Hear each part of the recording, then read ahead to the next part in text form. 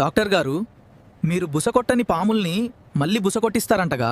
నా పాము బుసకొట్టడం లేదు. నీ పాము ఇంతకుముందెలా ఉండేది? లేస్తే నేరుగా పుట్టలోకి దూరేదా? లేక మధ్యలోనే అలసిపోతుందా? ఇంతకుముందు పాము పుట్టలోకి దూరి ఎంతసేపైనా బయటికి రాను రాను అనేది పుట్టని పగలగొట్టేది. వెరైటీ కోసం నీ మంత్రదండాన్ని ఎక్కడైనా గుచ్చావా? నా పాము చాలా వాటిల్లో దూరింది. ఎప్పుడూ ఈ సమస్య రాలేదు. నీ పాము ఎంత బారుంది? ఎన్ని గుంటలలో దూరింది? గుంటలో ఎంతసేపుంటాడు? గుంతలో దూరితే కనీసం 20 నిమిషాలన్నా ఉండేవాడు. ఎన్ని గుంతలంటే చాలానే ఉన్నాయి. సరే, నేను మందులు రాసిస్తాను. ఎక్కడ పడితే అక్కడ నీ కర్రకి పని చెప్పొద్దు. పుచ్చువంకాయలా పనికి రాకుండా పోద్ది. డాక్టర్, మీకు బాగా అర్థం కావాలంటే నా పామును ఒకసారి తీసి చూపించినా? ఇక్కడికొచ్చిన దగ్గర్నుండి బుసకొడుతుంది. అయ్య బాబోయ్! ఇప్పుడు దాన్ని బయటికి తియ్యకురా, చూడలేను. అసలే బుసకొడుతుందంటున్నావు. ఎక్కడ దూర్చాలి?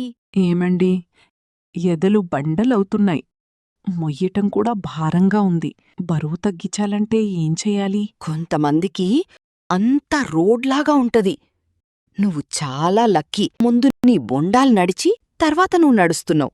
పాలనెవరిచేతనైనా పిండి చేద్దా? అప్పుడు బరువులు తగ్గుతాయా?